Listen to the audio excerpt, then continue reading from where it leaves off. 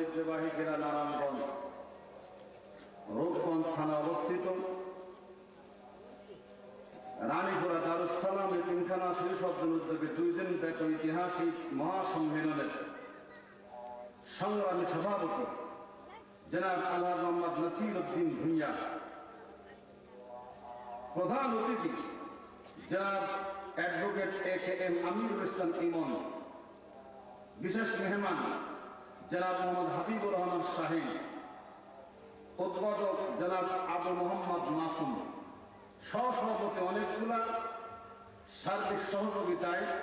জনাব অ্যাডভোকেট মোহাম্মদ ফাইজুর রহমান বাবু, বিশেষ অতিথি মহোদয়গণ, আমন্ত্রিত অতিথি মহোদয়গণ, হযরত উলামা ইকরাম যারা প্রাক পর্যন্ত আপনাদের কাছে কথা বলেছেন, শাইখ কারি ইমদাদুল্লাহ ফরাইজি, শাইখ আব্দুল্লাহ আল মামুন এতক্ষণ আলোচনা রাখলেন, শাইখ কারি মোহাম্মদ রুহুল আমিন নাইম সহ সমস্ত উলামা ইকরাম উপস্থিত,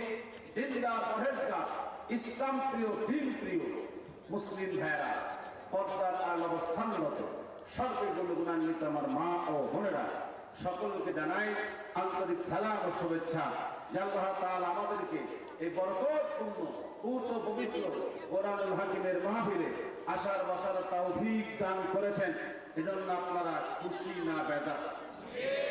তাহলে কালিমাতে শুকর আদায় করছি, আমরা সকলে পড়ছি আলহামদুলিল্লাহ।